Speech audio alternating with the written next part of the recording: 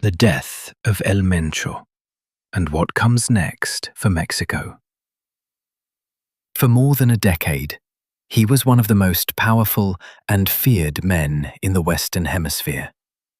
A ghost to authorities, a symbol of ruthless expansion, a name whispered in government briefings in Washington and war rooms in Mexico City.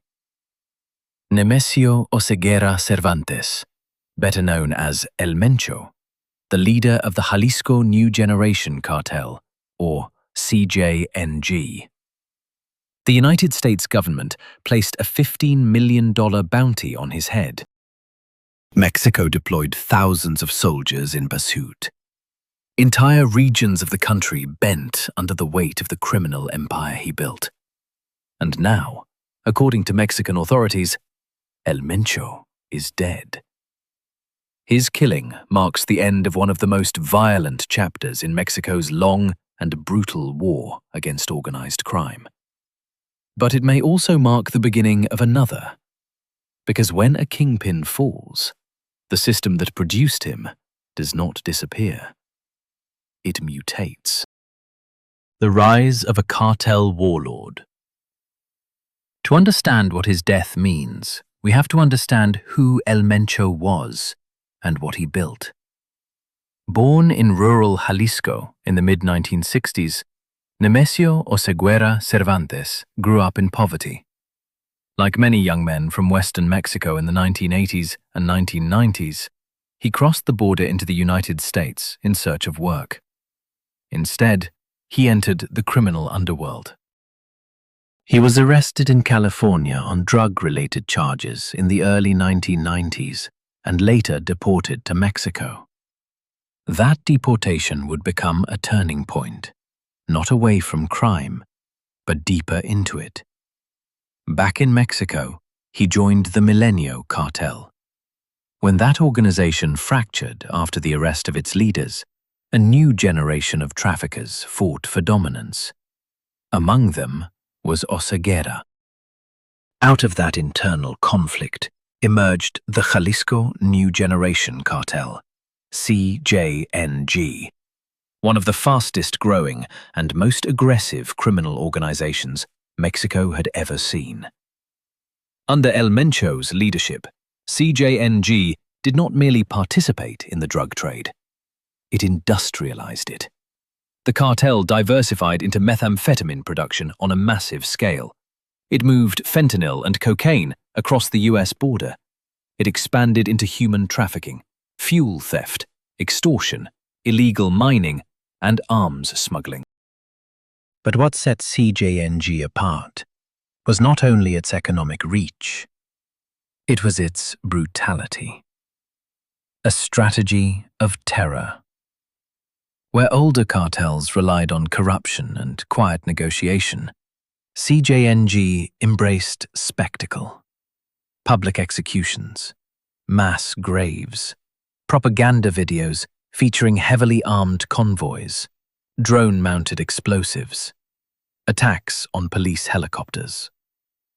In 2015, CJNG militants shot down a Mexican military helicopter during an operation to capture El Mencho. It was a stunning escalation, a direct confrontation with the state. The message was clear. This was not a criminal gang hiding in the shadows. This was a paramilitary force. CJNG rapidly expanded beyond Jalisco, seizing territory from rival organizations, including the Sinaloa cartel. By the early 2000s, the cartel had a presence in most Mexican states and international operations spanning the United States, Europe, and Asia. The U.S. Drug Enforcement Administration classified CJNG as one of the most dangerous transnational criminal organizations in the world. And at its center was a man rarely seen in public, rarely photographed, constantly moving. El Mencho became both myth and menace, a bounty and a manhunt. The United States offered up to $15 million for information leading to his capture, one of the highest rewards ever placed on a drug trafficker. The Mexican government deployed elite military units, intelligence services, and federal police. Joint operations with U.S. agencies intensified, but for years, El Mencho evaded capture. He survived multiple reported assassination attempts. Rumors of his illness circulated. Reports suggested he suffered from kidney problems. At times, false claims of his death spread through media and social networks. Each time he resurfaced, or rather, his organization did.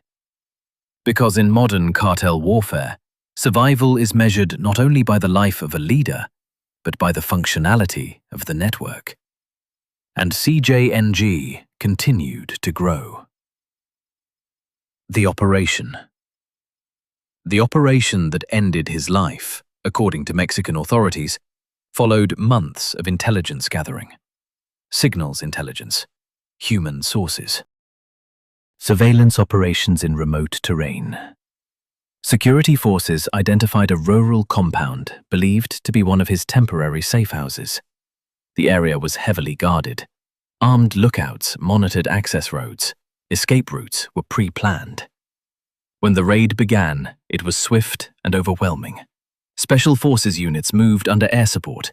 Gunfire erupted. Explosions were reported. Cartel gunmen attempted to repel the assault. Officials say the confrontation lasted hours. When it was over, multiple cartel members were dead. Among them, authorities say, was El Mencho. The body was identified through forensic analysis. Mexico's most wanted man was gone. Shockwaves across Mexico. The announcement triggered immediate consequences. In regions long dominated by CJNG, uncertainty spread. Local commanders scrambled to secure territory. Rival groups watched closely. In cartel structures, leadership transitions are rarely smooth. The death of a powerful figure can create fragmentation. It can also provoke violent power struggles within the organization itself.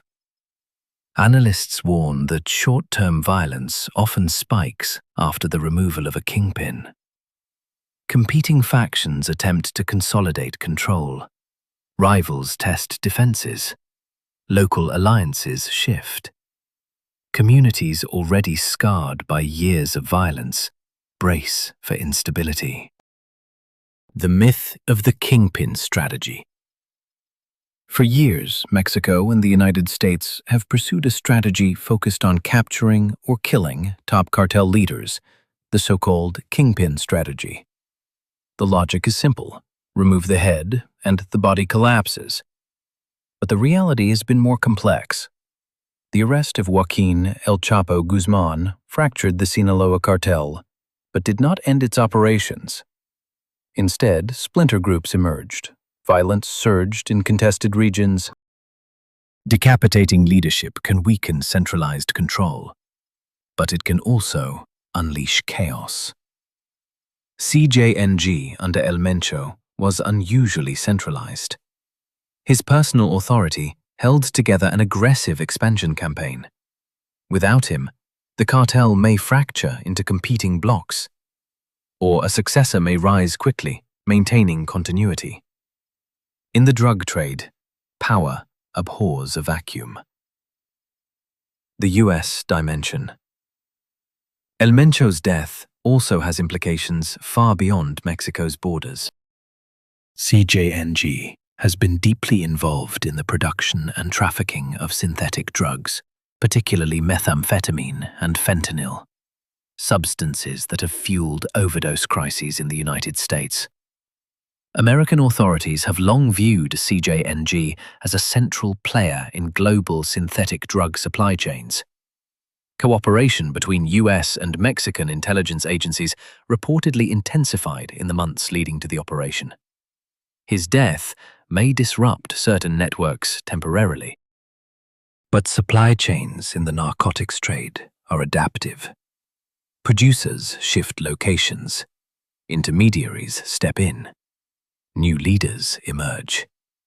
Demand remains. And as long as demand remains, the business model persists. The human cost. Behind the geopolitical analysis and strategic calculations lies a deeper reality. Mexico has recorded more than 350,000 homicides since the government launched its militarized campaign against drug cartels in 2006. Entire communities have been displaced. Journalists have been targeted. Local politicians assassinated. Families shattered. CJNG's expansion coincided with some of the bloodiest years in recent Mexican history. Mass graves uncovered in rural areas, entire police forces infiltrated or overwhelmed, cities transformed into battlegrounds. El Mencho's death does not erase that legacy. For victims' families, justice is complicated. Accountability for crimes that span continents and years rarely ends with a single operation. A symbol falls. In cartel culture, leadership carries symbolic weight. El Mencho was more than an administrator of criminal enterprise. He was a brand. Propaganda videos showcased masked fighters pledging loyalty, weapons displayed like trophies. Convoys presented as armies. His image, even when rarely seen, functioned as psychological warfare. Now that symbol is gone. But symbols can be replaced. And in environments shaped by poverty, corruption, and limited opportunity, recruitment pipelines remain active. What happens next? Several scenarios are possible. A designated successor consolidates power swiftly, maintaining CJNG's structure and alliances, or internal factions splinter, leading to turf wars. Rival organizations, including remnants of Sinaloa factions, may attempt to seize contested territories.